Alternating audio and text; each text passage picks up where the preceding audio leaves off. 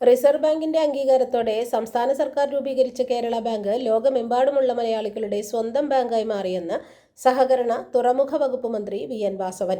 ബാങ്കിന്റെ കുടിശ്ശിക നിവാരണ യജ്ഞങ്ങളുടെ ഭാഗമായുള്ള പ്രസിഡൻഷ്യൽ അവാർഡ് വിതരണ ചടങ്ങിലാണ് അദ്ദേഹം ഇക്കാര്യം പറഞ്ഞത്. കുടിശ്ശിക നിവാരണ പ്രവർത്തനങ്ങളിലൂടെ മുൻവർഷത്തേക്കാൾ നിഷ്ക്രിയ ആസ്തി 25% കുറച്ച് 227 ശാഖകൾക്കും കണ്ണൂർ ജില്ലയ്ക്കും പിന്തുണച്ച 8 ഏരിയ മാനേജർമാർക്കും വായ്പാ കുടിശ്ശികയില്ലാത്ത കാസർഗോഡ് പെർള ശാഖയ്ക്കുമാണ് പ്രസിഡൻഷ്യൽ അവാർഡ് ലഭിച്ചത്.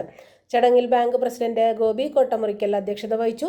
ജൂബിലന്റ് ജൂൺ എന്ന ക്യാമ്പയിന്റെ ഭാഗമായി ഈ മാസം മുതൽ ആരംഭിക്കുന്ന കറന്റ് സേവിങ്സ് ബാങ്ക് അക്കൗണ്ടുകൾക്ക് മിനിമം ബാലൻസ് ഇല്ലാത്തതിന് പിഴച്ചാർജ് ഉൾപ്പെടെ യാതൊരു സർവീസ് ചാർജുകളും ഈടാക്കില്ലെന്നും ബാങ്ക് തീരുമാനിച്ചു. Vice president M K. Kannan, board of management chairman V. Raveendran, ഡയറക്ടർമാരായ Abdul Hameed master MLA, advocate S. Shajahan, board of management അംഗം B P. Pillai, chief executive officer Jorty M. Chacko, മുൻ executive director K C. Sahadevan, general manager doctor R. Sivakumar എന്നിവർ പങ്കെടുത്തു.